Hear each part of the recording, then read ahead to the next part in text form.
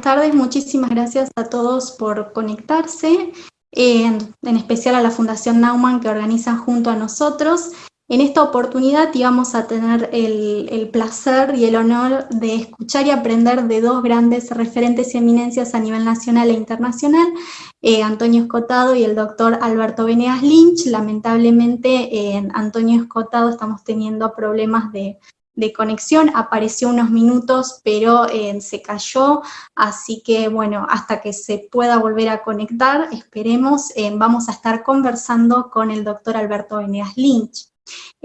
Alberto Venegas Lynch tiene 2 doctorados completados, es doctor en Ciencias Económicas y doctor en Ciencias de Dirección, escribió 27 libros, es miembro de la Academia Nacional de Ciencias Económicas y de Ciencias, y además es presidente del Consejo Académico de la Fundación Libertad y Progreso. Un dato a tener en cuenta es que junto con Antonio Escotado ganaron el premio Juan de Mariana, Antonio Escotado en el 2019 y el doctor Alberto Venegas Lynch en el 2017. Bueno, vayan mandando las preguntas que tengan a Alberto Venegas Lynch, la verdad que es un placer poder escucharlo siempre y aprender junto a él. Bueno, la primera pregunta que tengo justamente es que en el último tiempo se ha ido proliferando lo que es el feminismo liberal, una corriente acá en la Argentina, y yo quería saber la opinión del doctor Alberto Venegas Lynch sobre el tema.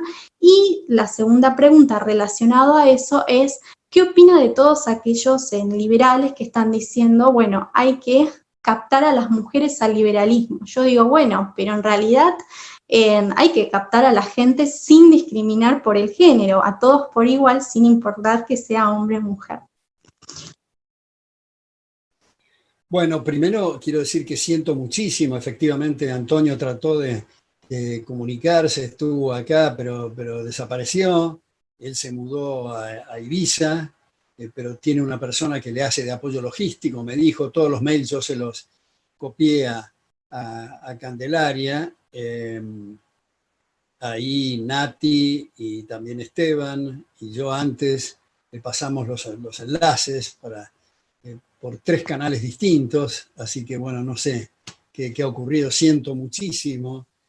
Y mi querido Antonio me ha mandado varios mails y todo. Bueno, respecto de lo que estaba comentando Nati recién, me parece que es muy interesante mostrar que el origen del feminismo en la tradición de pensamiento liberal es de Mary Wollstonecraft.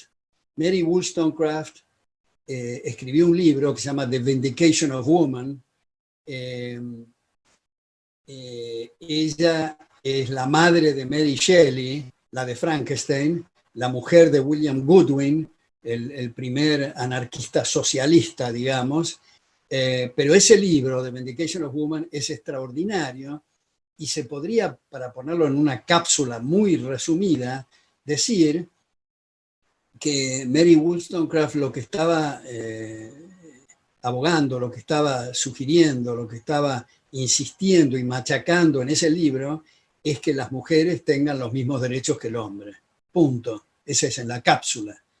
Y esto que parece una cosa sencilla, en algunas épocas los machos trogloditas, digamos, imponían a las mujeres determinadas conductas y les ponían bozales, digamos, para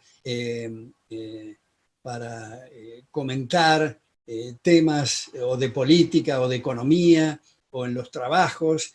Era básicamente considerada por estos machos trogloditas como una cosa, digamos, para las relaciones sexuales y para ocuparse de la cocina y la costura, básicamente, una cosa infame. Y esto que nos parece muy alejado, hay ciertos sedimentos en la actualidad de esos machos trogloditas. Si uno observa y hace un zoom, ya que estamos en Zoom, digamos, hace un zoom en relaciones sociales, cuando mujeres empiezan a exponer temas, hay machos, incluso los maridos de esas mujeres, que se sienten inferiores, acomplejados y que están incómodos cuando hay esas exposiciones, de manera que eso no ha desaparecido. Pero lo que podríamos llamar el feminismo moderno se ha degradado en algo que no tiene nada que ver con el respeto a la mujer, sino yo diría en una falta de respeto fenomenal a la mujer. Por ejemplo, cuando se pretenden establecer cuotas en centros académicos, cuotas en lugares laborables o en centros políticos, que me parece que es una humillación que la mujer entre por una cuota en lugar de por su eficiencia. Entonces, cuando se dice, y Nati estaba citando algunos que dicen hay que darle participación a las mujeres en ciertas proporciones, en ciertos lugares, que es el equivalente, digamos, de las cuotas, es lo mismo, es tan humillante y desagradable, es lo mismo que decir vamos a darle cabida a los que tienen pie plano, o a los que tienen ojos celestes, o los que miden menos de 1,40, más de 1,40, etc. Lo que se necesita en los centros académicos, en la política y en la academia es excelencia, es competencia por puestos laborales independientemente de cuál sea el sexo. Me parece que eso es, como digo, degradar mucho la noción del feminismo, en el cual se ha montado conceptos absurdos como el marxismo, como el abortismo, como en Buenos Aires, digamos, en una de las recientes marchas contra hombres golpeadores, ensuciaron la catedral en una forma bastante procaz, y hubo un grupo de chicos que la estaban limpiando y las mujeres los molieron a palos, y la marcha era contra los golpeadores. Es una cosa bastante paradójica y yo diría digna de Woody Allen. Totalmente de acuerdo. Otra de las preguntas, y están preguntando mucho por el tema de la pandemia, el avasallamiento sobre las libertades individuales, y quiero relacionarlo con otra pregunta que tengo, que es, el individuo tiene, ante una pandemia, ante casos de tanta incertidumbre, tiene mucho miedo a lo que se dice a la muerte, ¿no? Entonces, y ese miedo a la muerte es como que nos priva de actuar, de accionar, esa acción humana que siempre dice Mises. La verdad nos convertimos ante esta situación de tanta incertidumbre en un sujeto pasivo.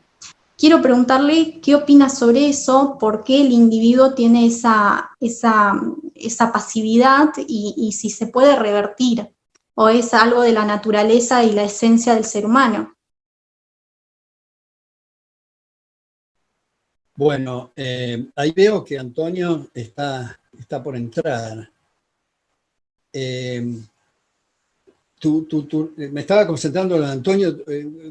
¿Cuál era el tema que dijiste? Perdón, Nati.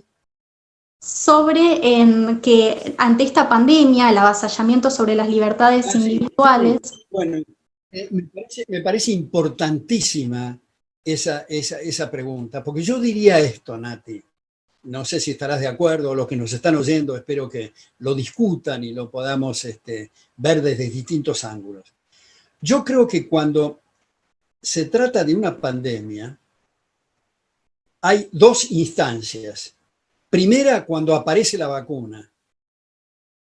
Y la otra capítulo es cuando no hay vacuna, que es lo que estamos padeciendo actualmente. Cuando hay vacuna, cambia por completo el rol del gobierno. Porque la gente que está preocupada, como vos decías, Nati, con la muerte, con la enfermedad, que es natural, y cree que hay riesgos en lugares bailables, en centros comerciales, en medios de transporte, en lo que fuera, lugares de trabajo, pide el certificado de la vacuna.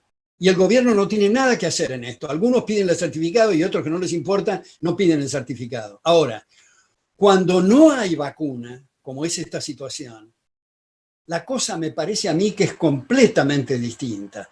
Porque ¿cuál es la función del gobierno en esta instancia del proceso de evolución cultural?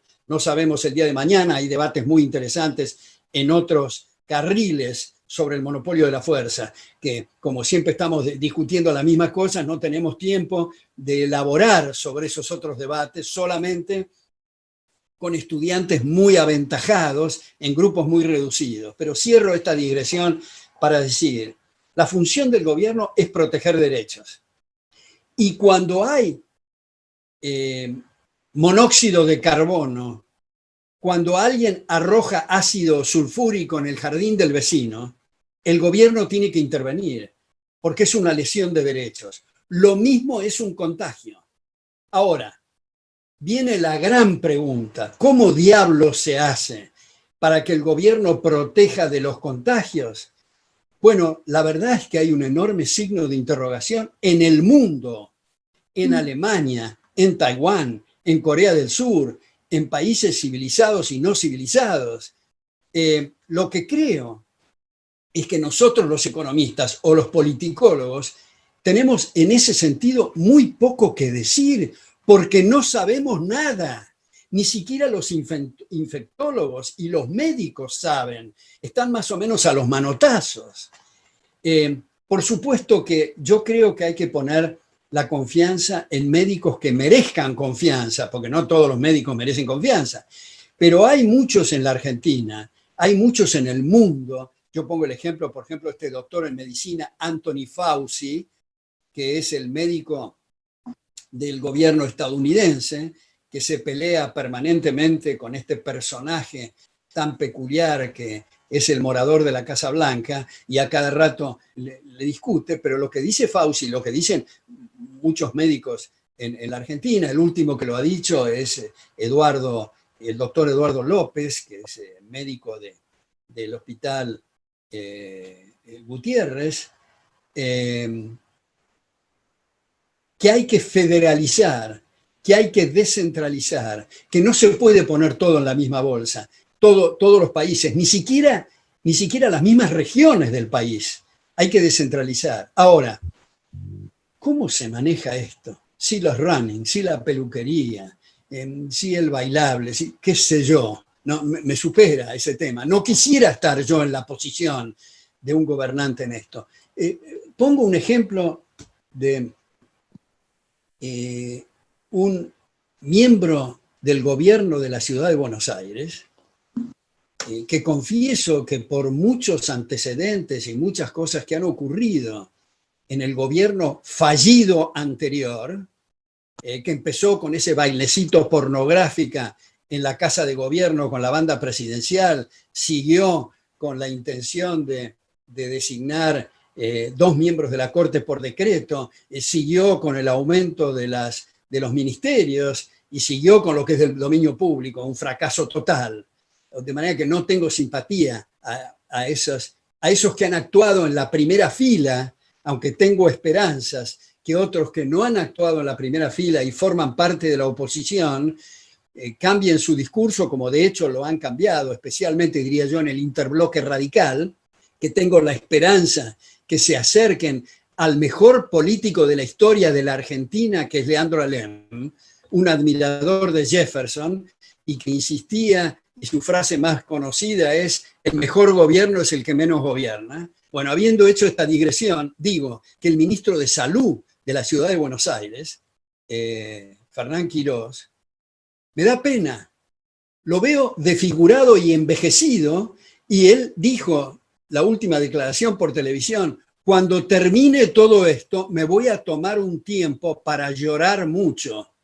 Él es medalla de oro de la UBA en medicina, dirige la maestría de infectología en nada menos que en el hospital italiano.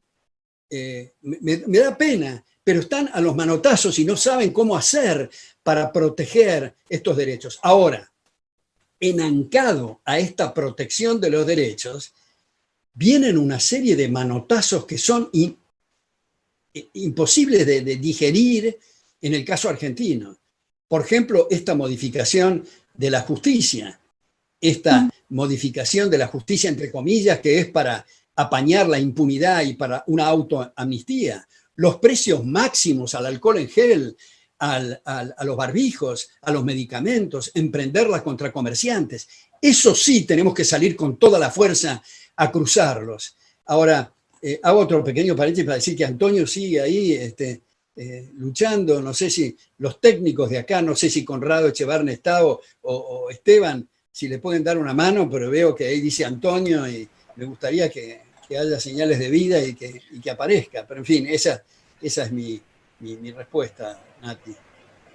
Bueno, mientras esperamos que se solucione, por favor, lo de Antonio, seguimos con las preguntas. ¿Qué opinas sobre, ahora metiéndonos ya, que nos metimos un poco en la política, qué opinas sobre una alianza para el 2023 electoral con diferentes personas que sean orientadas hacia el promercado y no necesariamente que sean liberales, pueden incluir también a conservadores? ¿Es posible ello? ¿Cuál es su opinión? Bueno, primero, Nati, me parece que sería interesante decir qué queremos manifestar cuando hablamos de conservadores. Yo creo que también aquí hay dos capítulos. Uno, los que quieren conservar la vida, la propiedad y la libertad. No es eso lo que queremos decir cuando hablamos de conservadores. Los que quieren conservar la vida, la libertad y la propiedad, esa triada sagrada y excelente, son liberales. Cuando decimos conservadores, queremos decir aquellos que están enredados en telarañas mentales y no pueden salir del statu quo. Todo lo nuevo les desespera, además de que creen en la alianza del poder político con la religión o las iglesias, creen en el proteccionismo, son cuasi socialistas, algunos semifascistas. Eso es lo que Hayek quería decir en el postscriptum de Constitution of Liberty, los fundamentos de la libertad, cuando hablaba de por qué no soy conservador. Ahora, tengo muchos buenos amigos y colegas que creen que es bueno hacer una alianza, como recién decías, Nati, para las próximas elecciones legislativas. Yo personalmente creo, a lo mejor exagero cuál es la situación del momento, pero veo que se está cayendo la estantería. Estamos en una situación gravísima, sin perjuicio de lo que decíamos, Nati, antes de entrar al aire, de los elementos para ser tan optimista, especialmente de gente joven, en distintas fundaciones, empezando por Libertad y Progreso, pero muchas otras, en Corrientes, en Tucumán, en Santa Fe, en Mendoza, en Córdoba, en fin, que están dando peleas extraordinarias en la batalla cultural.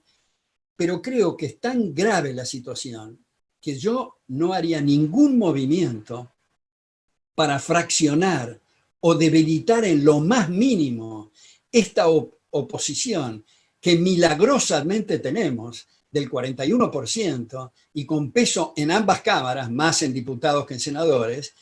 Me parece que habría que tratar de acercarse a ellos para tratar de marcar la agenda, correr el eje para que se acerquen lo más posible, como digo, el interbloque radical a ese extraordinario personaje, Leandro Alem, que el radicalismo se desfiguró a partir de la declaración de Avellaneda de 1945.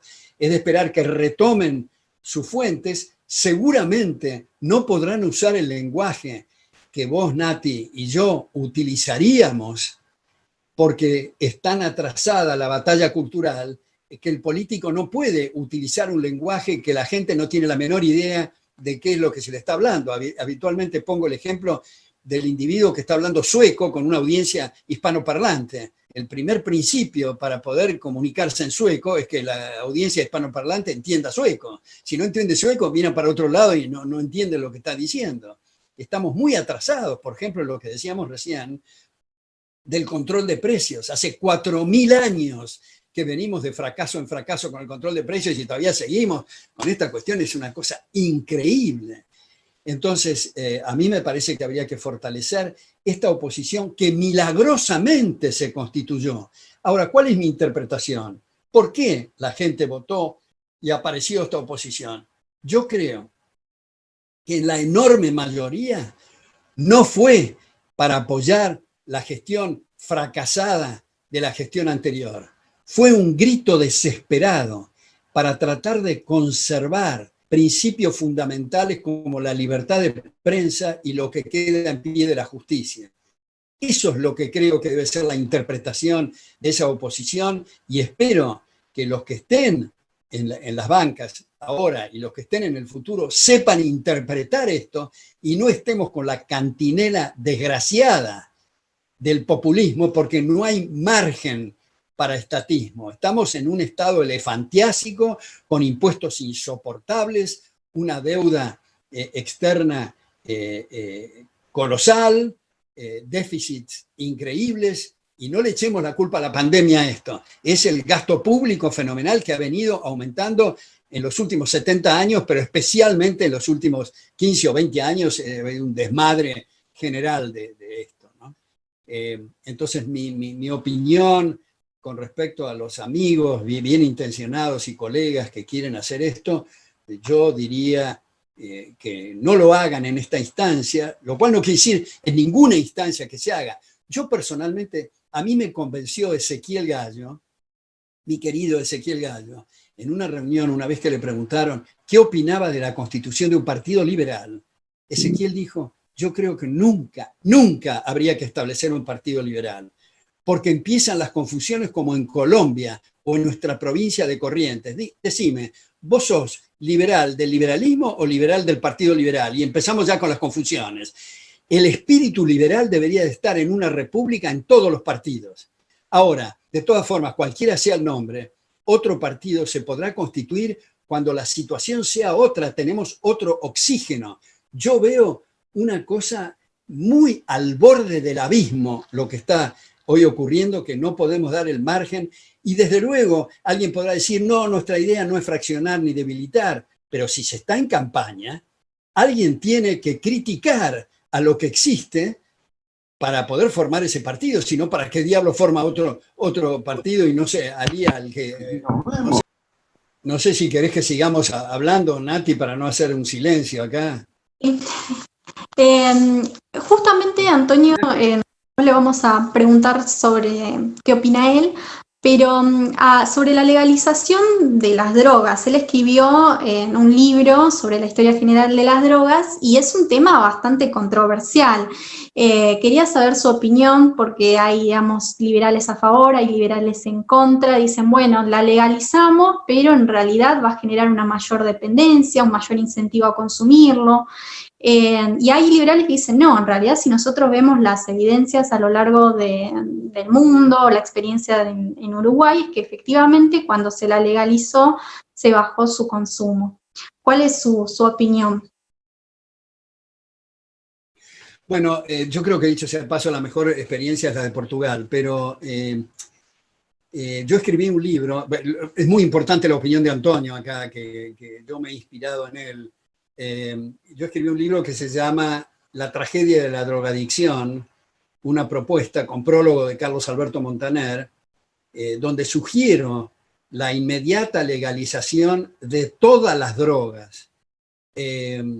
Y hago un paralelo con lo que ocurría con la ley seca, que produjo unas corrupciones fenomenales, que produjo gente intoxicada que no podía demandar ir a hospitales o atenderse con médicos o demandar legalmente porque se autoinculpaba debido a la ley seca. Es lo que pasa hoy con las drogas. Y respecto a los estímulos, no puede haber un estímulo mayor.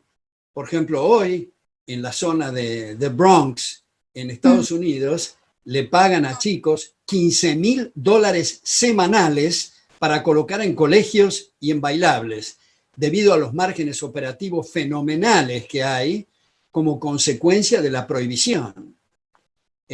Milton Friedman ha sido, yo creo, la punta de lanza para explicar esto. Bueno, Milton Friedman empieza diciendo que es una estupidez hablar de la guerra contra las drogas, porque la guerra es contra las personas, no es contra la aspirina o contra no tiene sentido hablar contra las drogas. Yo abro mi libro con un acápite de un sacerdote que habla de la gran hipocresía de este tema de la prohibición de las drogas. Yo creo que como ha puesto de manifiesto Mario Vargas Llosa, ha puesto de manifiesto expresidentes que han peleado directamente el tema de la droga, como Vicente Fox en México, como Fernando Enrique Cardoso en Brasil, como Oscar Gavidia en Colombia, que los tres sugieren liberar las drogas. Incluso el ex secretario general de las Naciones Unidas, Javier Pérez de Cuéllar, sostiene que hay que liberarlas antes que las drogas terminen con la democracia. Yo creo que esto que estamos hablando ahora, Nati, con ustedes, si hay algún político, generalmente hay que tener mucho cuidado de lo que se dice, porque es muy probable que esté metido de una u otra manera, porque son temas de jueces, temas de policía, tema de la DEA. Hace poco una camioneta de la DEA en Salta chocó y salieron un montón de paquetes con drogas de la misma camioneta que estaba haciendo contrabando en esto. A mí me parece que si queremos proteger la salud de la gente, es muy importante eliminar este enorme aliciente que es los márgenes operativos, que incluso dan pie para las drogas sintéticas, que son mucho más devastadoras para el cerebro que las naturales, como consecuencia de esos márgenes operativos.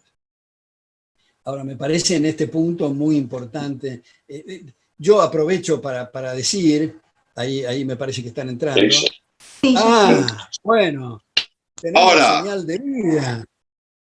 Sí, pero yo ahora no sí me consta que vives. Sí. Ya, estoy encantado de confirmarlo, querido. Ahora. Bueno. Bueno. ¿Se oye bien? Ahora, Nati tiene una pregunta para ti que me la hicieron a mí y no me corresponde. Me parece que es para ti la pregunta. Sí, usted te escribió. Muchísimas gracias por aceptar la invitación, la verdad es que es un honor, Antonio.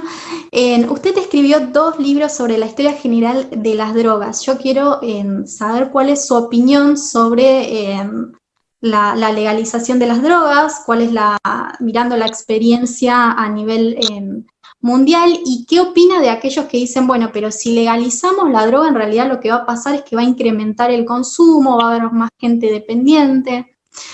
¿Qué opina?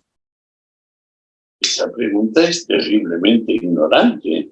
Primero se burla de los 3 tomos que publiqué, donde precisamente se aborda la respuesta, que no es para nada una legalización de las drogas por razones de profundidad inexcusable, sino una derogación de la prohibición, como aconteció con la ley seca. Lo del salto exponencial de consumo. Recuerden que la heroína fue de venta libre, sin receta, en todas las farmacias del planeta más de 30 años. Y no había yonkis, no había alarma social, no había abuso de la heroína. El primer abusador de la heroína aparece en los años 50 y es William Burroughs, que luego se hizo muy famoso como beatnik y creador de una nueva forma de escribir en prosa, a mi modo de ver un disparate y un rollo, pero en fin, ese es el primer yonki. Durante 30 años antes, la heroína se vendió sin receta, con la falsa promoción de que no adiccionaba y quitaba a los hábitos de opio y morfina. Y nunca, nadie, jamás, ella, que esté conocido. ¿Basta mi respuesta? ¿Basta mi respuesta? Sí, muchísimas gracias. Lo presentamos porque no tuvimos la oportunidad. Antonio Escotado es jurista, filósofo, sociólogo de mayor peso de España. Uno de sus mayores libros de difusión es Los enemigos del comercio, en 3 tomos.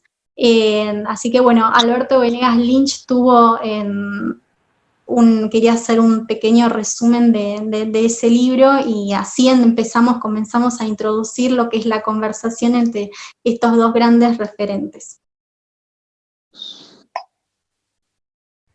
Bueno, no, yo solamente comentaba que igual que decimos habitualmente que es importante que los liberales tengan ese extraordinario tratado de economía de Mises, que lleva el título muy atractivo de Acción Humana, para mostrar que esto no se corta en tajos, que abarca todo tipo de conductas. Del mismo modo, creo que para adentrarse en conceptos históricos y análisis filosóficos de gran calibre, me parece que estos 3 tomos de Los enemigos del comercio deberían de estar en estas bibliotecas. Ahora, me gustaría, porque no quiero hablar yo demasiado, porque hace 40 minutos que yo estaba hablando para hacer tiempo para que entrara Antonio, así que me gustaría aprovecharlo, Antonio, en esta pregunta. Últimamente,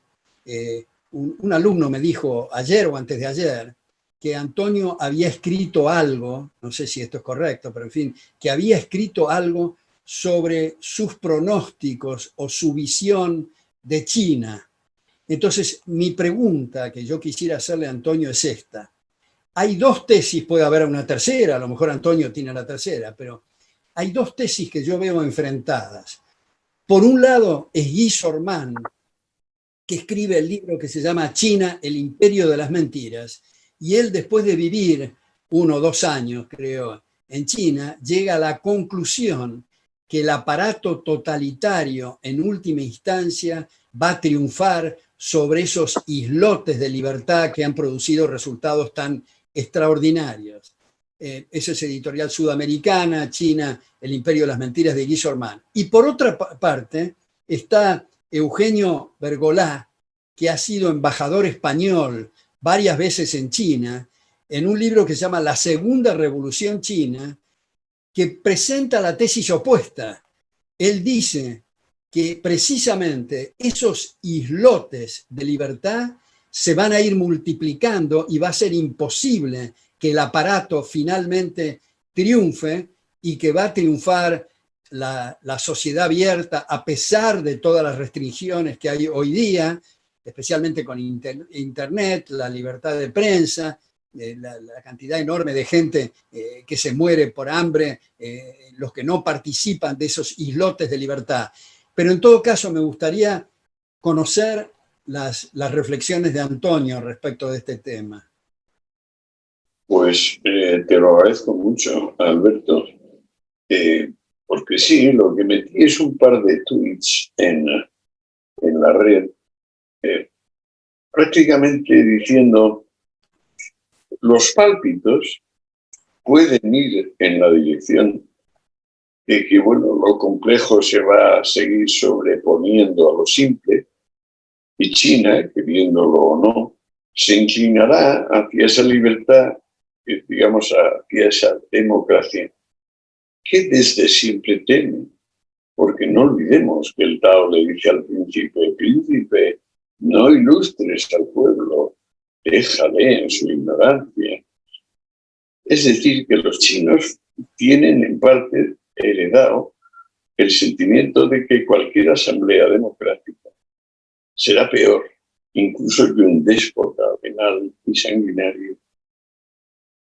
Sin embargo, yo no me puedo apuntar a la tesis de que crece el totalitarismo solamente, porque lo que tú y yo sabemos es que ese país ha tenido unas tasas de crecimiento como ningún otro en la historia de la humanidad, y durante un tiempo tan sostenido, Alberto, como ninguno de los países o naciones que conocemos. De modo que le quiten a China lo bailado. Si quieren, que desprecien la obra de Deng Xiaoping, aquel enanito que no llegaba al 1,60 m, no llegaba al 1,60 m, 1,69 tenía, 1,59 tenía Deng. Por ejemplo, ese hombre devolvió la idea del lucro privado, Alberto. El lucro privado como una institución benéfica para todos, es decir, sometible y perfectamente aprobada por el imperativo categórico kantiano. obra de tal manera que tus actos puedan convertirse en regla de conducta universal. Es un privado. Claro, esto ha sido una revolución tremenda. Yo no sé qué piensas tú. Ahora, por favor, dime tú cuál es tu posición sobre China. Sí, no, pero me gustaría saltearme yo y aprovecharte más, Antonio, porque debido a los problemas tecnológicos y especialmente a tu amigo Raúl, se ha demorado tu participación y has podido hablar poco, así que me gustaría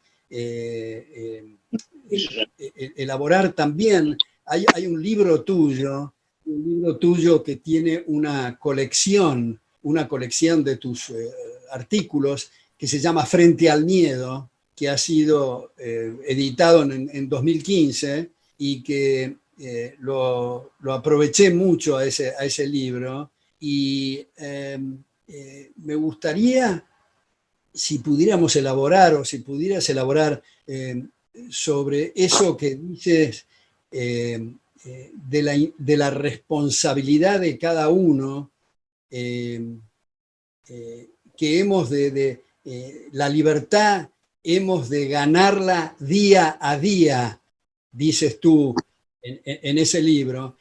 Y a mí me da la impresión, Antonio, que si la gente de buena voluntad, que está inclinada hacia la libertad, hacia los derechos individuales, hacia la propiedad privada, dedicaría algo, aunque sea una porción muy pequeña de su tiempo, todos los días, no estaríamos en el mundo con los problemas que estamos. Creo que los padres fundadores en Estados Unidos, especialmente Jefferson, al decir que el precio de la libertad es la eterna vigilancia, yo creo que no es una exageración decir que todos los días o todas las noches antes de acostarnos deberíamos de preguntarnos ¿qué hice hoy para que me respeten? Y si la respuesta es nada, es la consecuencia que estamos viviendo. Hay mucha gente que piensa, bueno, Antonio Escotado es un intelectual de envergadura, es él el que se tiene que ocupar de defendernos mientras yo me ocupo de mis arbitrajes privados, que digamos son muy legítimos los negocios privados, pero habría que dedicar algo de tiempo, no importa a qué se dedique la persona, sea la música, la jardinería o lo que fuera, destinar algún tiempo a que lo respeten. Me gustaría, si en esa frase tuya, la libertad hemos de ganarla día a día, si puedes elaborar un poco sobre eso.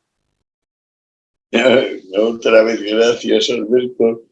Es que Hegel decía que para amar la libertad hay que ser libre. Lo decía a propósito de los griegos. Y decía, los griegos llegaron a amar la libertad porque llegaron a ser libres. Ser libre es gozar la libertad, no solo conquistarla, gozarla, convertirla en sustancia, en esencia de la vida. Y en la práctica, claro, esto se manifiesta en que estás obligado a ser admirable, que es necesario que cada mañana hagas algo para que tu vecino al acostarse piense igual de bien o mejor de ti que el día previo. Es decir, las personas deben esforzarse en hacer actos admirables. O sea, no se está hablando de la virtud de otros, se está hablando de la virtud propia. No hay que olvidar que los actos virtuosos son aquellos que se consuman entendiéndose como su propio premio, no como resultado de coacciones o premios exteriores. Aristóteles dedica toda una gran parte de la ética a Nicómaco y también de las otras éticas a eso, a mostrar hasta qué punto esto es completamente práctico y concreto. Por ejemplo, el hombre debe ser liberal con su dinero, pero no pródigo. Y mucho peor, por supuesto, tacaño, roñoso. Pero esto va sucediendo con todos y cada uno de los ánimos humanos. Lo único que necesitamos es amar la libertad. Y ojo, para amar la libertad, Alberto, a mi juicio, es preciso amar la curiosidad. Es preciso amar todo lo que no es nuestro ombligo, todo lo que no es nuestro círculo privado de vida.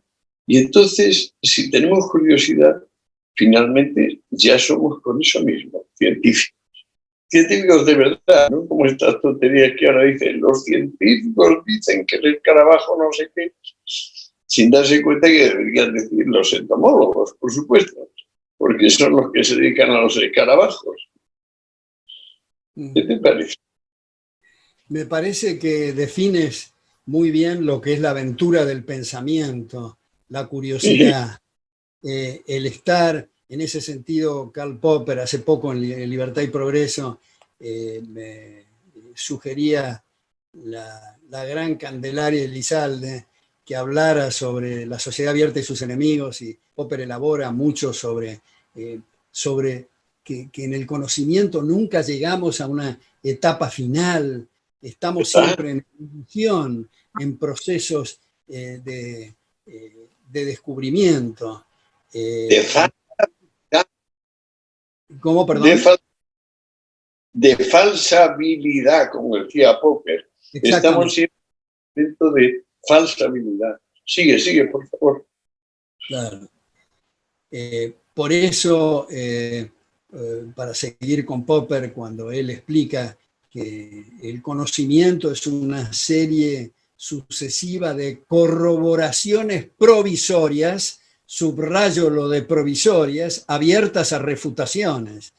Y en ese sentido, la curiosidad a escarbar, te quiero contar algo que me ha ocurrido en estos días, a propósito del descubrimiento. Estoy preparando una columna en eso, y es de un personaje que me ha resultado especialmente atractivo, que es Lafayette. Fíjate que he descubierto en ese personaje que, como se sabe, lo que es de público conocimiento es que Washington lo designó general en la Guerra de la Independencia en Estados Unidos y participó como militar muy activamente en la Revolución Francesa antes de la Contrarrevolución, cuando tomaron los jacobinos tuvo que fugarse a Bélgica, pero lo que no se conoce de Lafayette es sus estudios.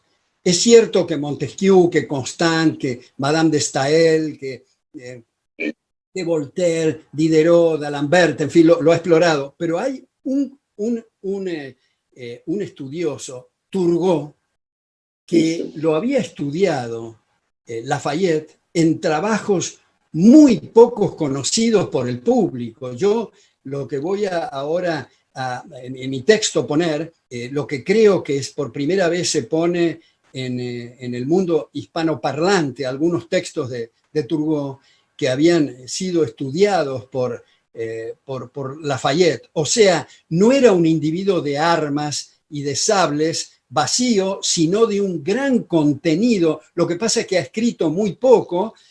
Una de sus cosas más difundidas es una composición que le hicieron hacer a él cuando tenía 15 años sobre lo que es la diferencia entre la fuerza bruta y el intelecto, que es una maravilla esa composición. Ahora, estos trabajos de Turgot, que los ha explorado, son realmente notables, que es lo que le permitió que él, siendo miembro de esa asamblea de los 3 estados en la Revolución Francesa, junto con Mercier de la Rivière, pudiera elaborar sobre la Declaración de los Derechos del Hombre, que cuando la gente livianamente dice la igualdad en Francia, no ve que en el segundo punto del artículo de la Declaración de los Derechos del Hombre está referido expresamente que dice la igualdad de derechos de cada uno, y en el primero habla de la propiedad privada, junto con Mercier de la Rivière, y curiosamente algo que he explorado y descubierto en algunas biografías de Lafayette, que a veces lo pasan por alto o es un pasaje que lo pasa rápidamente, que desde el otro lado del océano Jefferson lo estaba asesorando a Lafayette para esa Declaración de los Derechos del Hombre. En resumen, me fui un poco por las ramas, pero solo quería ilustrar lo que estabas diciendo, Antonio, de la importancia de la curiosidad y la satisfacción enorme, digamos, podemos decir, un orgasmo intelectual, cuando uno descubre nuevos personajes como Lafayette, o nuevos conceptos, o cuando uno se da cuenta que tiene que corregirse de una cosa anterior que ha dicho. Por ejemplo, lo que te decía Antonio en nuestra conversación tan agradable anterior que tuvimos por Zoom, decía que te debo a ti, a través de alumnos míos de la Universidad de Buenos Aires, el haber abandonado mi posición absurda y contradictoria de la prohibición de las drogas. Gracias a ti, lo quiero subrayar nuevamente. Y cuando uno descubre ese error, en realidad uno siente que ha mejorado, que ha dado un pasito, aunque sea milimétrico, en la buena dirección. Completamente, completamente, Alberto. Es que Lafayette a mí siempre me ha parecido súper interesante, porque yo estudié con bastante proximidad a Jefferson, traduje parte de su obra también, y Lafayette es un señor lo único que me ha mosqueado es saber que era miembro activo de los masones carbonarios. Eso me ha dejado un poco helado. Digo, ¿no será que este hombre puede tener un lado, un coté como así excéntrico, puramente excéntrico? Porque ya lo de masón carbonario no lo entiendo, me parece heroico todo lo que hace en América, lo que hace luego en Francia, o sea, el teórico que es de la libertad política, práctica, y su ejemplo, me parece todo fantástico. Y me encanta sobre todo lo que dices de el orgasmo de descubrir que estabas equivocado. Es decir, cómo al irse abriendo la historia, entonces descubres que por fortuna no eres tú solo, de repente tú eres la historia, tú ya eres el mundo, y entonces te puedes librar de esa autorreferencia, que a mi juicio es la verdadera rémora del ser humano, esa cosa de atenerse a sí mismo cuando uno todavía no es sí mismo, porque finalmente sí mismo es lo otro, es decir, es la realidad del mundo, es la riqueza infinita de lo real, ¿no? Y claro, eso toma tiempo. Los padres intentamos explicarlo a nuestros hijos, pero a veces no lo sabemos nosotros mismos. Y claro, bueno, ahí se rueda la bola, ahí va la rueda del destino, haciéndonos. Yo creo que tú y yo coincidimos mucho y no sé a qué punto me honra y me alegra ser amigo tuyo, aunque sea desde hace poco. Pero vamos viendo que hay más razones para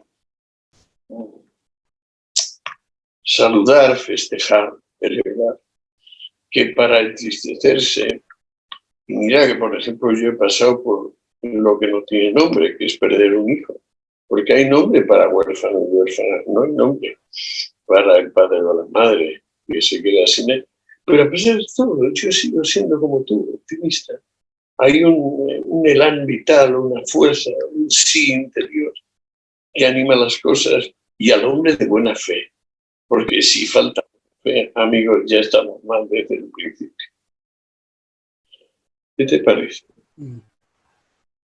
Fíjate que en relación a lo que estás diciendo del vínculo con los otros, ahora para un seminario que yo sugerí que copiáramos, ya que estamos en la pandemia, el sistema del Liberty Fund, pero como no lo podemos hacer presencial, hacerlo por Zoom, y en lugar de hacerlo 15 personas, hacerlo 8, y se lo sugerí al rector de la Universidad del SEMA, y lo bauticé como el Foro de la Libertad, y vamos a tener un primer encuentro ahora próximamente. Y uno de los temas que yo sugerí que se discutiera ahí es este paper de Hayek, que fue una conferencia del año 45 en Dublin, que se llama Individualismo verdadero y falso, donde Hayek ahí explica, y me hizo recordar lo que tú decías recién en relación con lo otro, que hay la maldita costumbre de endilgar a los individualistas la caricatura como si fueran aislacionistas, y en lugar de señalar que precisamente la cooperación social y la división del trabajo hace que nos relacionemos, el mismo proteccionismo, los aranceles, el veneno del nacionalismo, son aislacionistas. Los que critican al individualismo son realmente aislacionistas. Parece que los individualistas somos narcisistas o somos individuos cerrados a la relación con los demás. Y Hayek lo explica muy bien. Dicho sea de paso, te cuento, Antonio, que mi padre lo tradujo al castellano a principios de los años 60, a ese libro en su Centro de Estudios para la Libertad. Y también te agrego de paso que gracias a mi padre yo soy liberal y no tendríamos esta conversación contigo ni esta amistad cibernética o virtual si no fuera porque mi padre me mostró otros lados de la biblioteca, porque si no yo sería probablemente trotskista o keynesiano, para decir lo menos. Exacto, exactamente, sí. A mí mi padre no me pudo ayudar tanto porque era un hombre encantador, lleno de cualidades, pero no era estudioso. Y entonces, pues no, estos matices, pues no le interesaban y entonces no me los transmitió. Tuve que irlos descubriendo pues solo, con ayuda de amigos. Lo que pasa es que en cierto momento de la vida uno siente que el tiempo se puede emplear mejor o peor. Sé que es prácticamente imposible que una persona, digamos a los 15 o a los 50, se plantee, pero ¿no será lo verdadero todo aquello que no soy yo? Es decir, no deberé atender a todo lo distinto de mi universo privado. Para entender algo, para empezar de mi universo privado, bueno, eso no se lo puedo pedir, ni a los 15 ni a los 50. Eso es una idea que es relativamente profunda o abismal incluso, de la condición humana y de la naturaleza de lo que es. Dime, te veo con ganas de hablar. Sí, ahora, Antonio, si a Nati le parece bien, me gustaría, si nos puedes contar, Antonio, cuáles fueron las lecturas y los pensamientos que te hicieron inclinarte hacia la tradición de pensamiento liberal. ¿Cómo fue ese cambio? Yo he quedado, y nunca lo he hecho, pero alguna vez a lo mejor lo escribo, un libro con mis amigos liberales, honestos intelectuales, muy inteligentes, ex-marxistas, que les he preguntado en distintos momentos qué es la lectura, qué hizo el clic, qué es lo que más le gustaba del lado de las izquierdas y qué es lo que hizo el tránsito. No sé si, Nati, te parece bien que lo podamos oír, Antonio, en esto. Perfecto, me parece. Pues sí. Yo empecé estudiando como la crème de la crème del pensamiento marxista. Intenté ver si Marx, a quien adoraba entonces y tenía por verdad objetiva, si Marx tenía algún intérprete en el siglo XX. Y encontré básicamente a Georgi Lukács y a Karl Korsch. Ya también había algún otro, porque no sé si recuerdas que el propio Wittfogel fue marxista cerrado en los comienzos, luego por supuesto fue totalmente anti-marxista. Pero yo estudié a Lukács y estudié a Korsch. Me di cuenta que Lukács era mucho más profundo, que tenía mucha más obra. Y de paso estaba estudiando pensamiento medieval. Dije, me dio la falera aquella, Juan Escoto, Grigúgena y gente así. Y era una especie de alternancia entre Lukács y la alta teología medieval, de la primera época medieval. Y claro, acabé comprendiendo todo como si pusiesen las palabras con mayúscula. O sea, el proletario era proletario con P mayúscula. La conciencia de clase era conciencia y clase con mayúscula.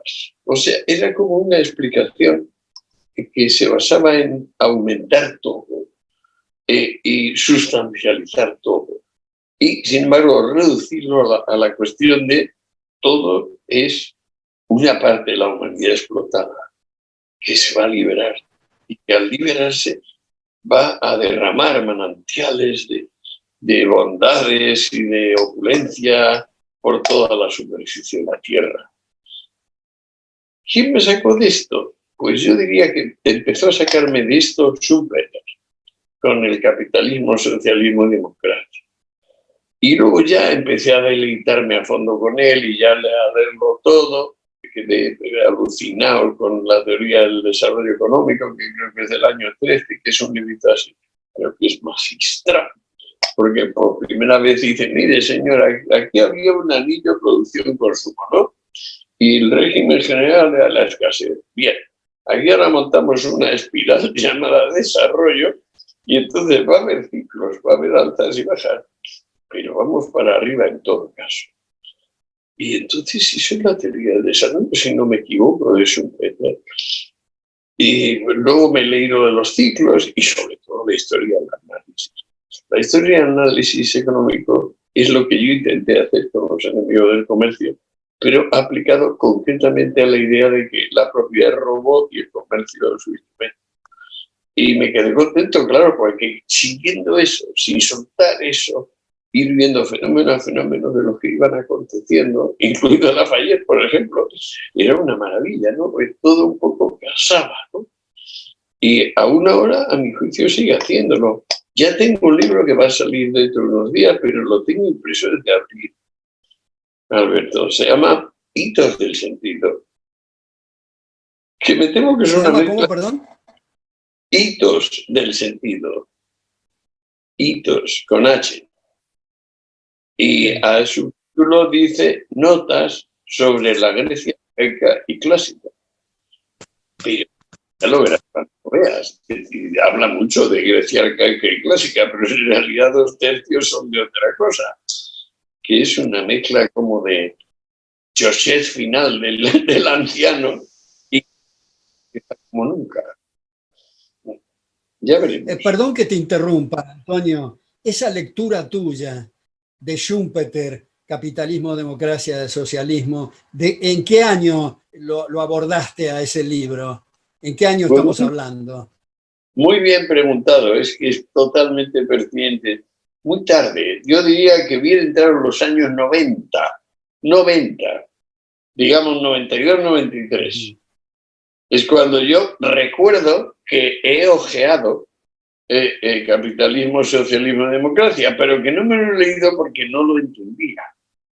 Porque yo estaba en la posición, digamos, Juan Escoto y Dibujana mezclado con Lukács, esa especie de cóctel enloquecido, donde permanecí años poniéndole mayúsculas a las palabras.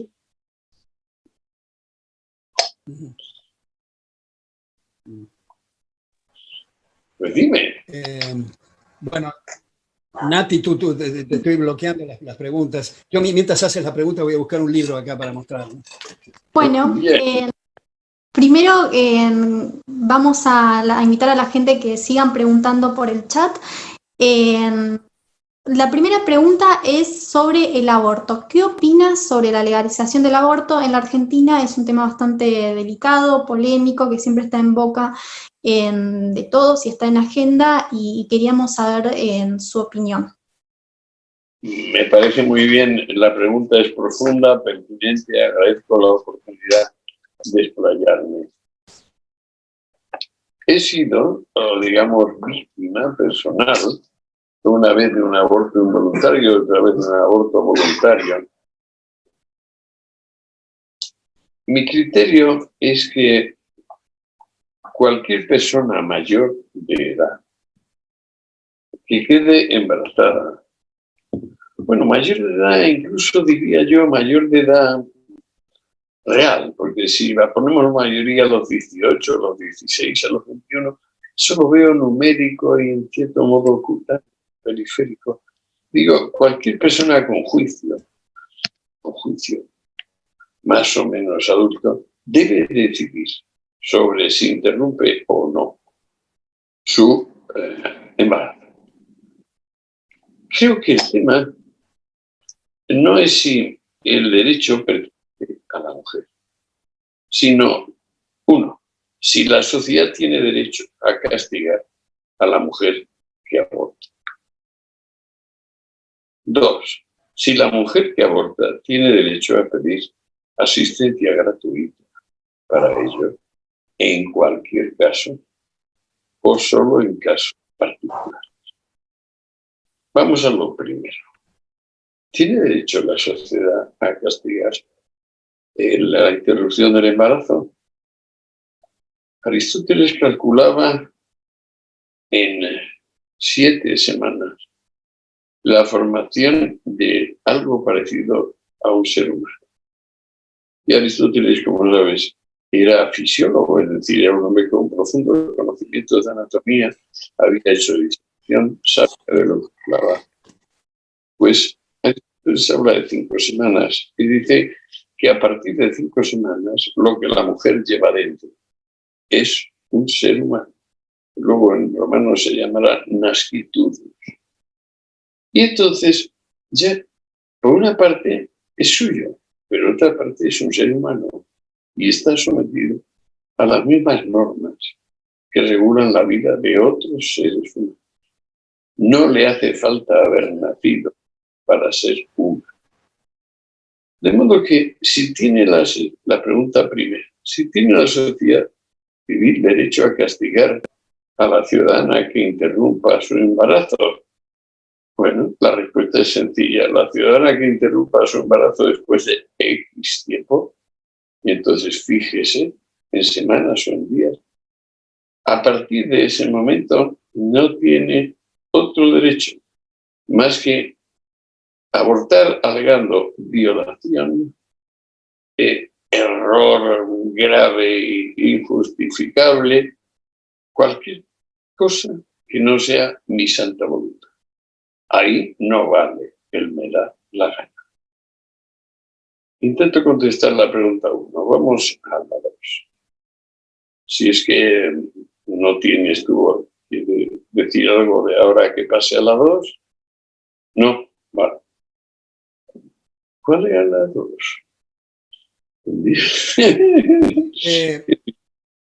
Antes de ir a otro capítulo, me gustaría dar Así es broma, respecto del aborto. De la primera. Yo no creo que esto es una cuestión que dependa de la instancia del embarazo. Yo creo, y en realidad lo que me estoy respaldando, es en lo que dice la ciencia. Por ejemplo, la Academia Nacional de Medicina en la Argentina. Desde el momento de la concepción hay un ser humano en acto con la carga genética completa, distinta del padre y de la madre. Me parece a mí que resulta una arbitrariedad el sostener que 5 minutos antes del alumbramiento hay una cosa distinta a 5 minutos después.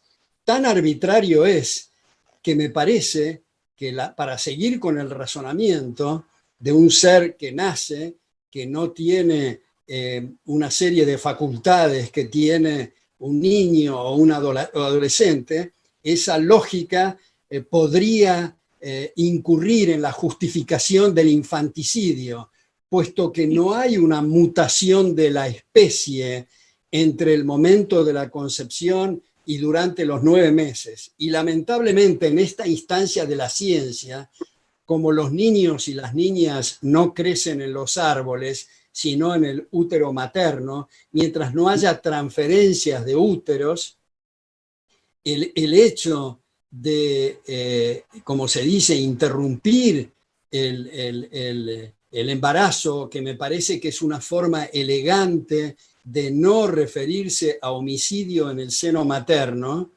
Sí.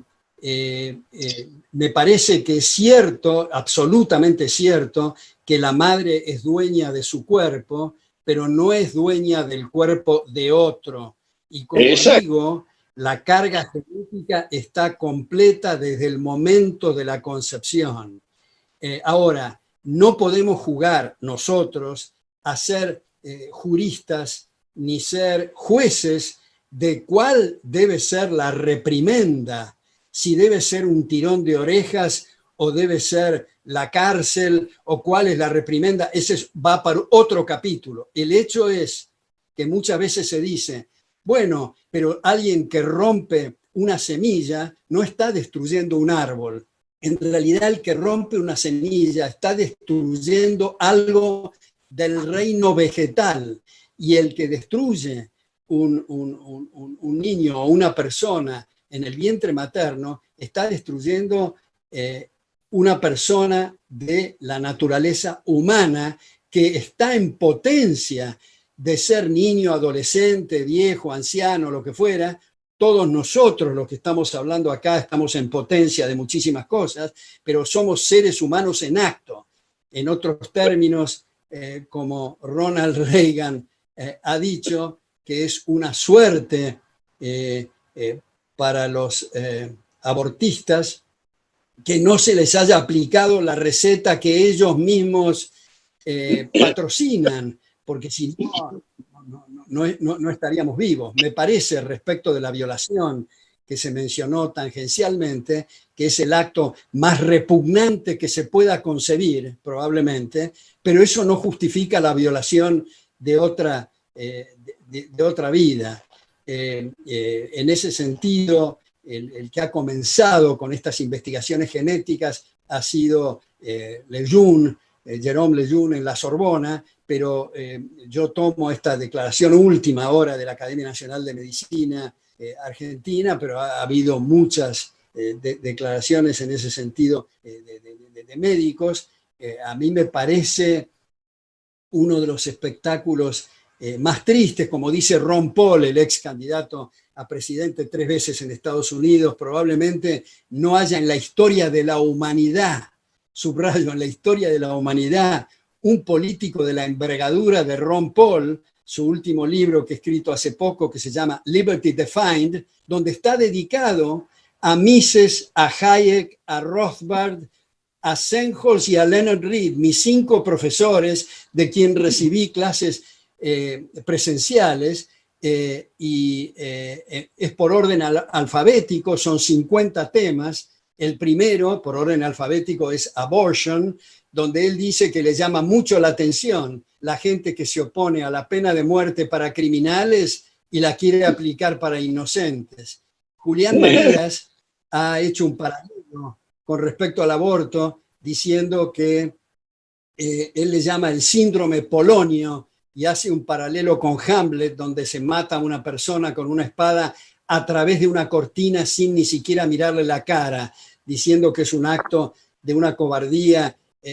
Yo en un grupo de estudiantes, una vez en la universidad, les pasé un film que se llama The Silent Scream, el grito silencioso, donde se muestra en las primeras instancias de ese ser humano. Reconozco que yo me salí del aula porque no puedo ver eso, pero lo quería mostrar y exhibir para ver, me parece algo que en el mundo libre está ocurriendo, y a mí personalmente es algo que me parece un bochorno.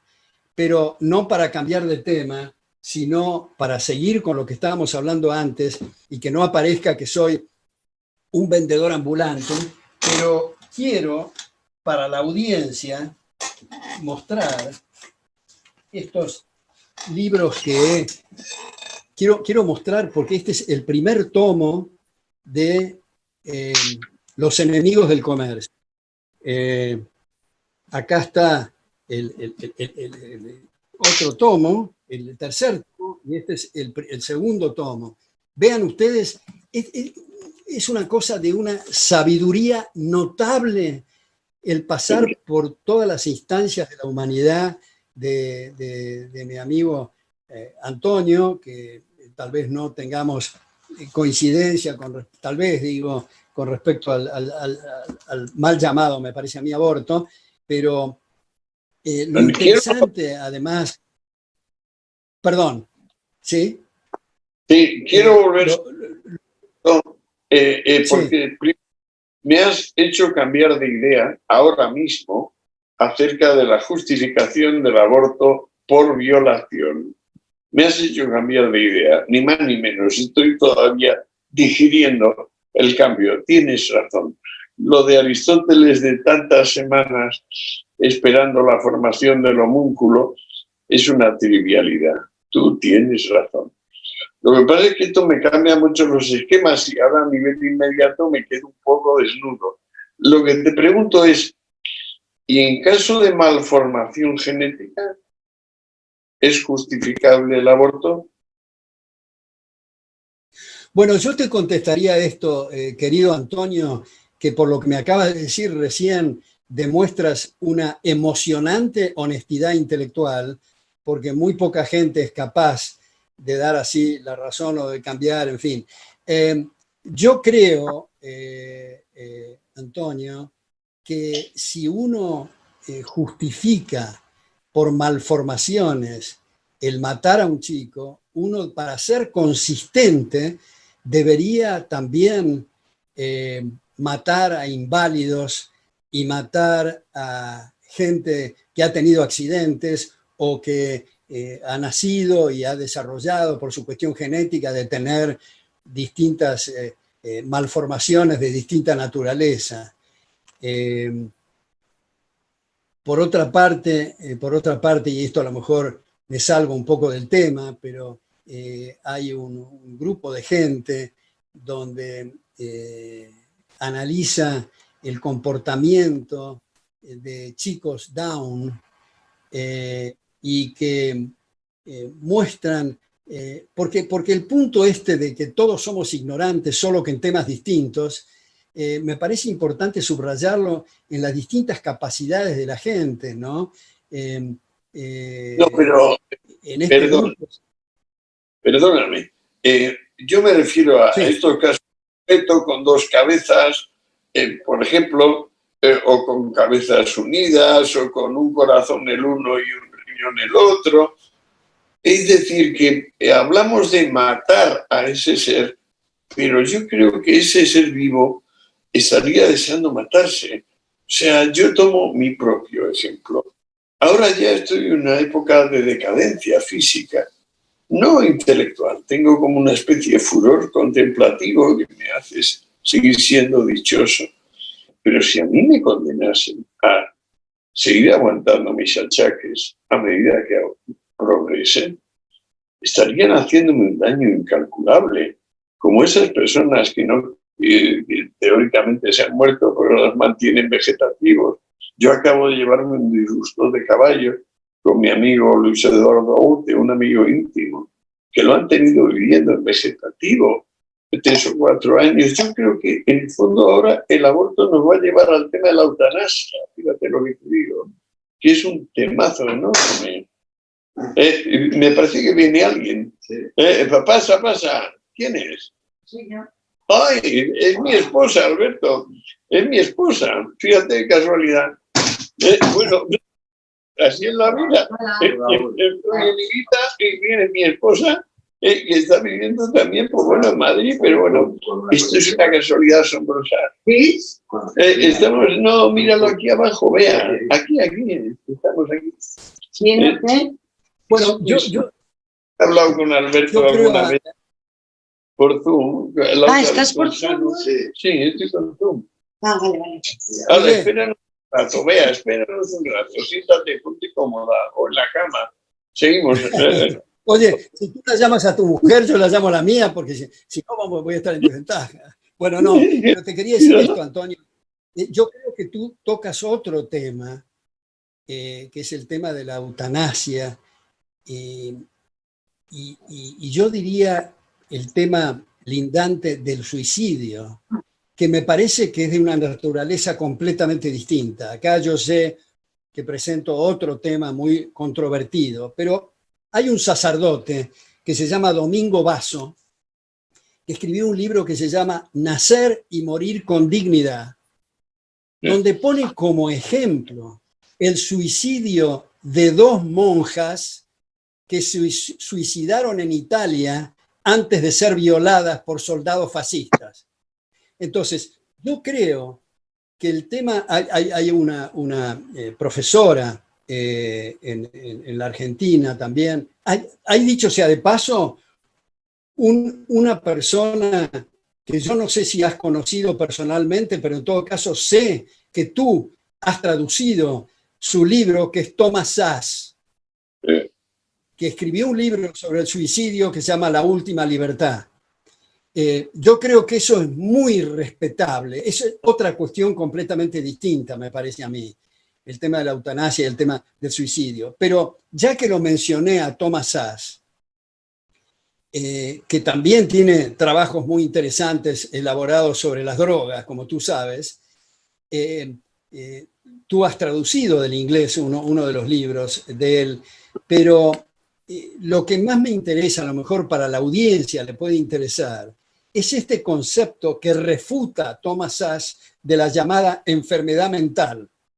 Thomas Szasz dice que enfermedad, desde el punto de vista de la patología, es una lesión a un órgano, una lesión a una célula, a un tejido, pero no se puede ser enfermo de las ideas.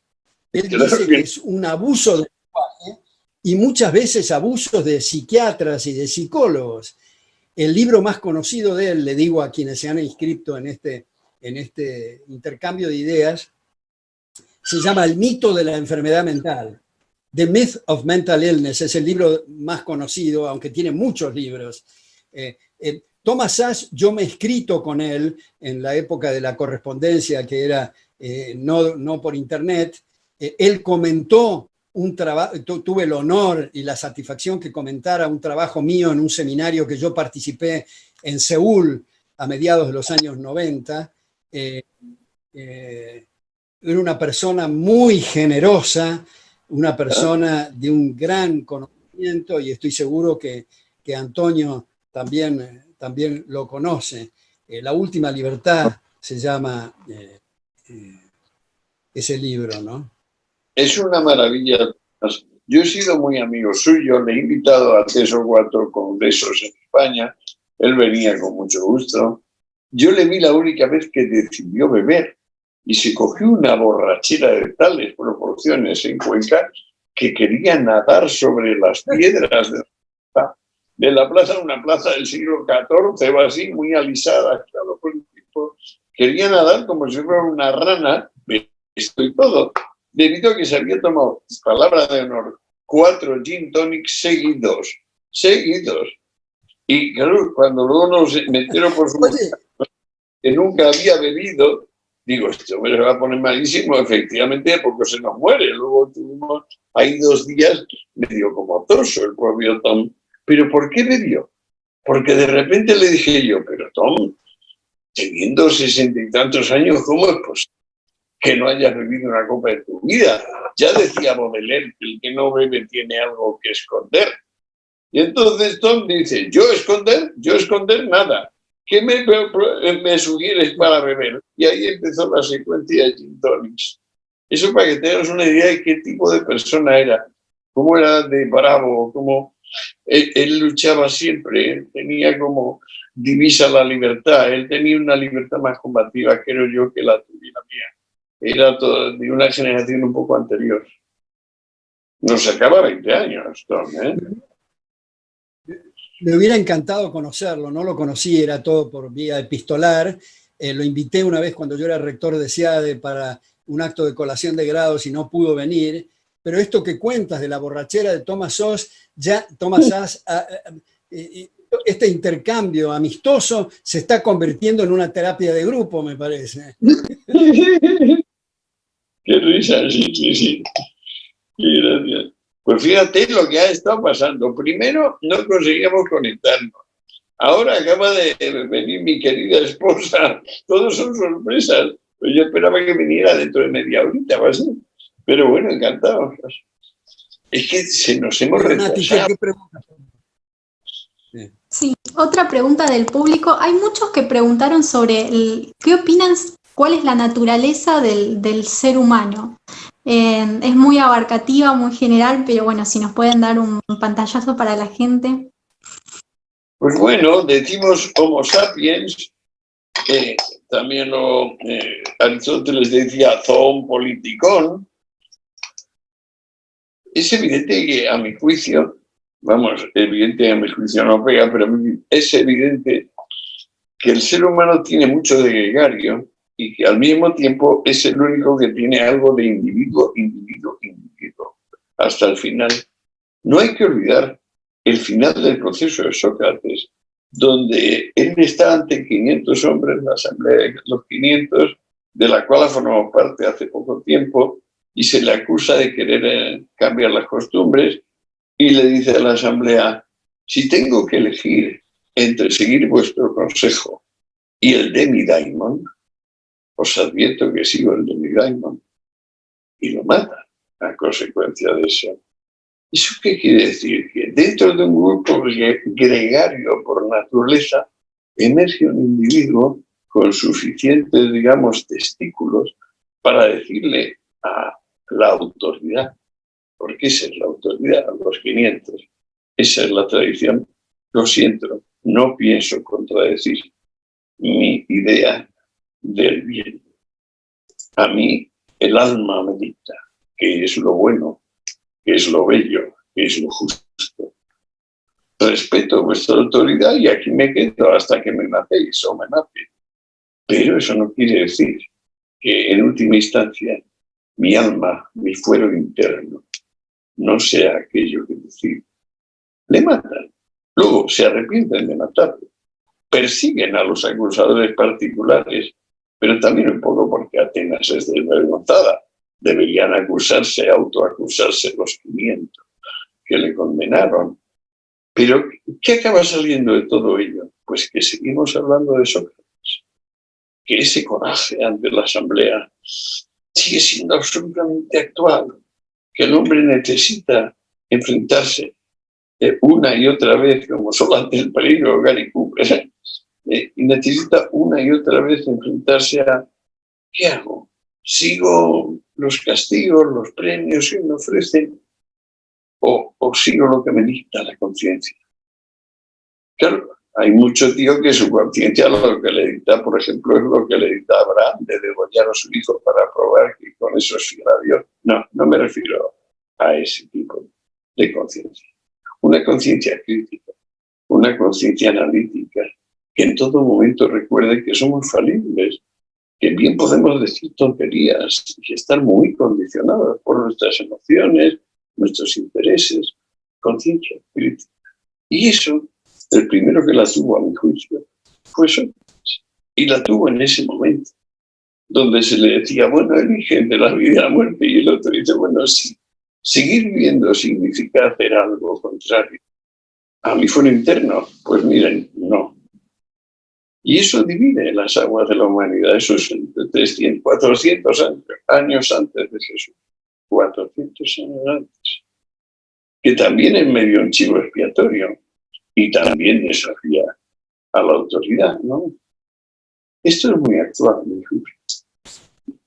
¿He contestado a tu pregunta? Yo creo que me parece que es interesante agregar a lo que dice Antonio, que ese juicio a Sócrates, que lo condenaron a beber cicuta, es un precedente de lo que hoy llamamos equivocadamente democracia, que es la degradación del concepto de democracia, limitándolo solamente a la voluntad de las mayorías, que era la preocupación en Law, Legislation and Liberty de Hayek, de esta voluntad ilimitada.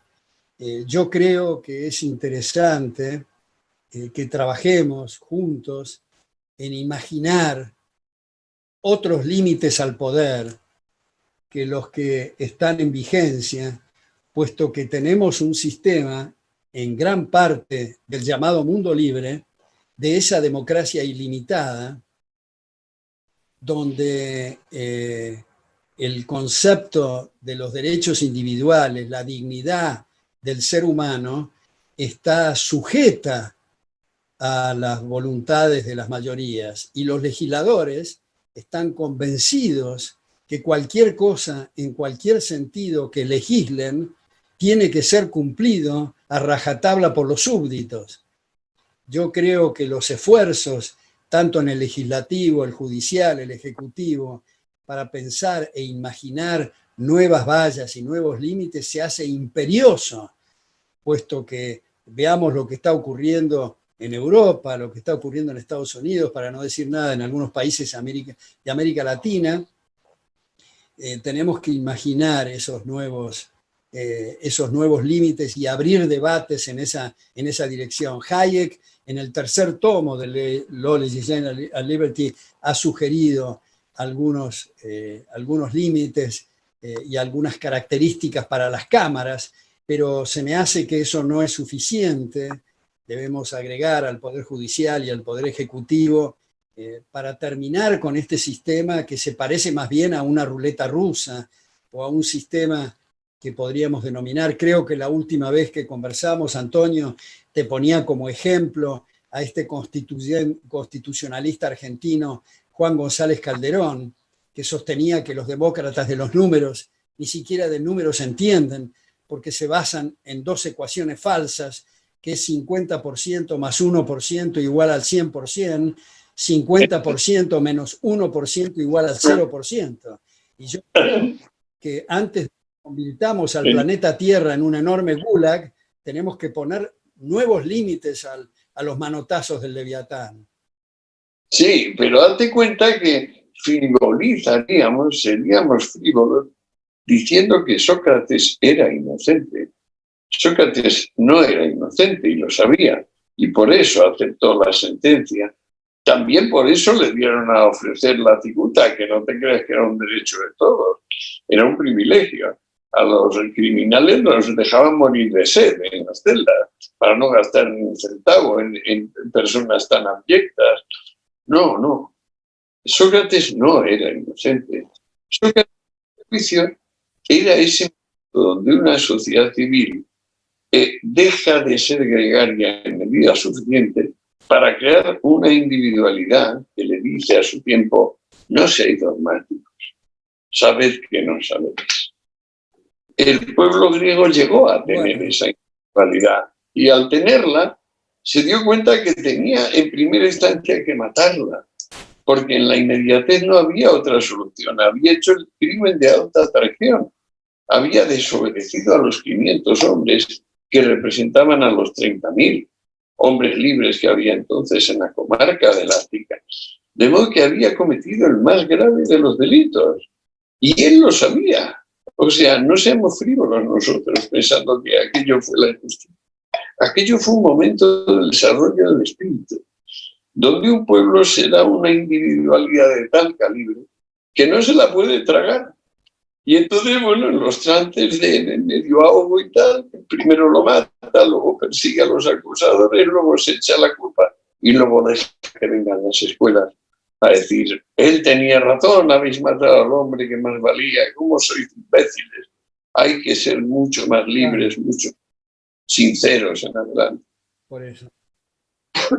Por eso yo creo que en el caso de Sócrates, que era culpable de defender valores universales de gran trascendencia, yo creo esto que mencionaste al pasar recién, Antonio, el acto de humildad, del no sé socrático, me parece que es algo que deberíamos de cultivar, porque fíjate que respecto de manejar la vida del prójimo, como pretenden los megalómanos, sin comprender que ya es bastante difícil el manejar la propia vida, tener la arrogancia de manejar la de otros, pero agregaría, para poner en contexto la cuestión socrática, que aunque fuéramos omniscientes, que estamos muy lejos de serlo, y supiéramos lo que le conviene al vecino,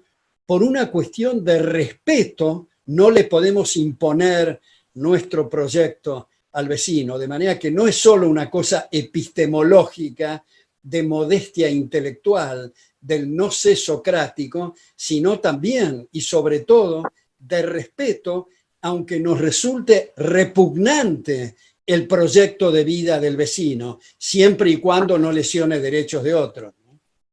Porque ahí en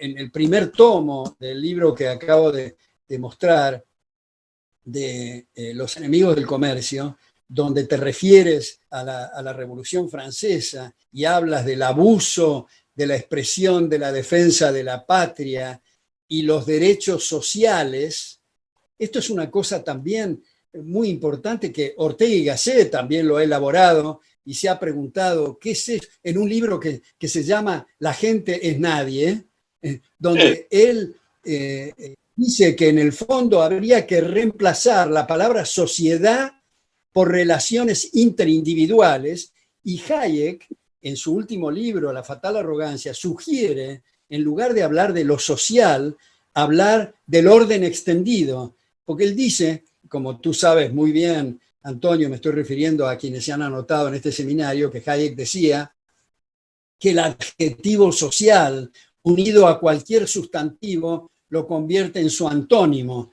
derechos sociales, constitucionalismo social, justicia social, etcétera, ¿no? Y me parece que es importante eso porque la idea del colectivismo entra por esta especie de manía del antropomorfismo, de tomar la sociedad como si fuera una persona, digamos, ¿no? El pueblo demanda, la nación quiere. Algunos periódicos yo veo que dicen Estados Unidos dijo y África le contestó. Es una cosa tragicómica, digamos. Totalmente, totalmente. Bueno, es que ese es un temazo que debíamos abordar. Es de hasta qué punto cuando hablan de social, lo que quieren es decir tan pobres como yo deseo que acabemos siendo todos, tan pobres y obedientes.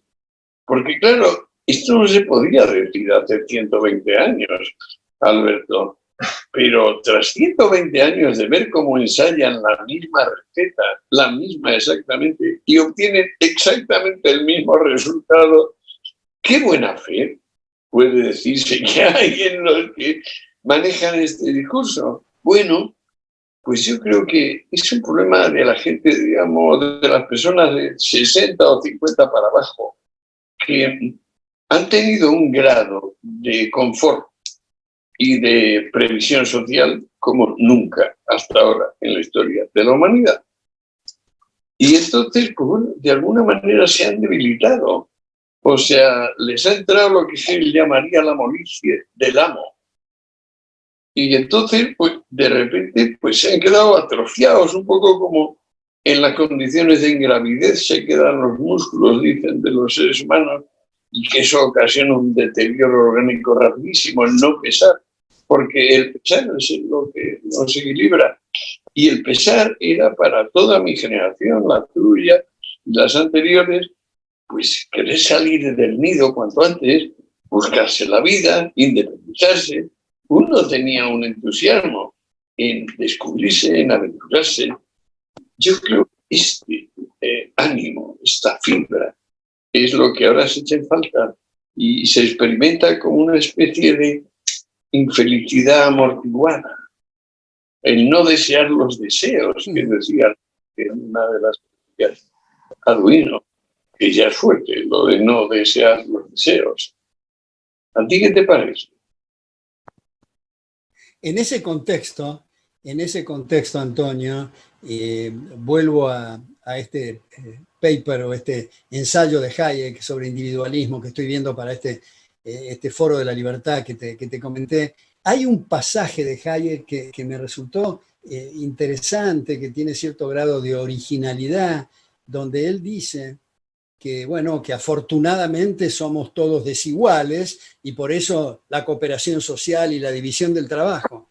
Pero si fuéramos iguales, habría que tratar de forma desigual a la gente, porque si todos quieren ser médicos, si no hay ingenieros, si todos les gusta la misma mujer, habría que coordinar. Afortunadamente, somos desiguales y por eso, desde el punto de vista del derecho, nos deben tratar teóricamente iguales en el derecho. Ahora, yo no sé si te comenté en nuestro último intercambio, Antonio, pero en una conferencia que di hace relativamente poco, un seminario en Tucumán, en una provincia del norte, descubrí un filósofo del derecho, casi diría yo enterrado en la selva ahí, Marcos Roget, que publicó un libro sobre filosofía del derecho que él lo editó en China, dicho sea de paso, no muy bien editado, porque hay problemas en en fin, pero de una versación notable, referencias bibliográficas notables, y él habla, el concepto de igualdad ante la ley está íntimamente atado y anclado al concepto de justicia en el sentido clásico de dar a cada uno lo suyo, y lo suyo remite a la propiedad, porque si simplemente se habla de igualdad ante la ley, podemos interpretar la sandez que todos somos iguales para ir a un campo de concentración. Entonces, el atar el concepto de la igualdad ante la ley al concepto de justicia que ha tratado esta persona, Marcos Roget, de Tucumán, me parece algo muy, muy fértil y lo vinculo ahora a este paper que estoy viendo para este seminario de Hayek. Ahora te pregunto, Natalia, para hacer un paréntesis, ¿hasta qué hora tenemos para este intercambio? Una pregunta más y ya vamos cerrando. Bueno.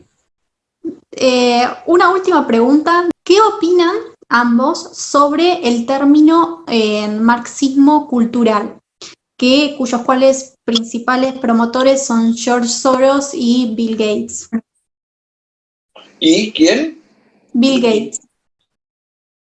¿Quién es este? Bill Gates. Ah, Bill Gates. ¿Quién habla primero? Yo, por ejemplo. Tú. Eso me parece un propósito. Es algo así como, por ejemplo, leer al revés una palabra o algo así. Bill Gates es un gran benefactor de la humanidad, como es sabido. De George Soros, lo único que conozco es que puso 10 millones de dólares a finales de los años 90 en la Liga Antiprohibicionista Internacional a través de este instituto que tiene para promover la libertad en el planeta. Yo entonces no conocía a Soros, pero sí conocía a su gerente y director general, Ethan Neyerman, un catedrático de Princeton, un pelirrojo muy simpático y muy cultivado, profesor de sociología. No tengo el menor motivo para imaginar que ni el señor Soros ni el eminente Bill Gates, gracias al cual podemos celebrar esta entrevista, por ejemplo, sean cosas distintas de grandes filántropos y benefactores de la humanidad. Y aunque no me atrevo a hablar mucho de Soros, porque le conozco poco, por Bill Gates me parto la cara con quien sea. Me parece un hombre fantástico, en cualquier caso. ¿Tú qué piensas? Bueno, yo coincido contigo, Antonio, respecto de Bill Gates y respecto a George Soros. Su libro La crisis del capitalismo global muestra que no tiene la menor idea qué significa el capitalismo. Esto es una cosa que suele ocurrir. Estoy de acuerdo. Los dos hemos leído hombres de negocios que tienen buen olfato para el arbitraje, pero no tienen la menor idea de filosofía política ni de economía. Jean-François Revel, que tuvo la generosidad de escribir un prólogo para un libro mío que se llama Las oligarquías reinantes, él desarrolla el concepto ahí de los errores garrafales de George Soros. E incluso en una revista que se llama The Atlantic Monthly, él tuvo que pedir disculpas por haber tergiversado, diría yo, lo que es ese modelito, y lo digo en un sentido peyorativo, que se enseña en algunas facultades de economía, de la competencia perfecta, que no ha entendido George Soros. Yo escribí varias cosas, ahí en YouTube está, para el que le interese, alguna charla mía sobre George Soros mostrando sus deficiencias. En una última columna que escribí se llama Los inmensos peligros de los empresarios prebendarios. Esto es de Adam Smith. Adam Smith ha explicado. El empresario, si se lo deja en el mercado competitivo y abierto, es un benefactor, pero si se lo consulta políticamente o si se lo hace entrar a la Casa de Gobierno, hay un peligro enorme, porque el pedido de prebendas y de mercados cautivos está haciendo en la práctica de asaltante y de explotador de la comunidad, de manera que hay que ponerlo en brete en el mercado. Eso es con respecto a George Soros. Bueno, no sé si se nos fue el tiempo, Nati, pero Sí. en primer término te quiero agradecer mucho, Nati, esta coordinación. No, gracias a ustedes por esta, la verdad fue un placer, aprendí un montón de los dos, así que para mí fue un honor. Muchísimas gracias a los dos, gracias a la Fundación Naumann por acompañarnos nuevamente, a todos los que se conectaron, a Fundación Libertad y Progreso que hizo posible esto. Y si quieren unas palabras finales cada uno para la gente que se conectó, y muchísimas gracias nuevamente. Yo digo Mis que palabras finales son para agradecer a la Fundación Libertad y Progreso y a la Fundación Naumann, agradecerle mucho a Nati y mandarle un abrazo muy especial a mi querido amigo cibernético Antonio, que ha sido como siempre un gran placer el intercambiar ideas y conversar contigo. ay, maldición, solo nos falta tocarnos, Alberto. Nuestra amistad es reciente, pero profundísima, caudalosísima. Yo me encanta, lo que pasa es que me he colorado, porque dices cosas que no hay quien las escuche sin ponerse colorado. Y nada más, por otra parte, espero que sigamos conversando. Gracias a esta fundación o gracias a lo que sea, pero así, porque yo aprendo mucho de las cosas que me vas diciendo. Bueno, les mando un abrazo a todos y muchas gracias de nuevo. Gracias. Hasta pronto.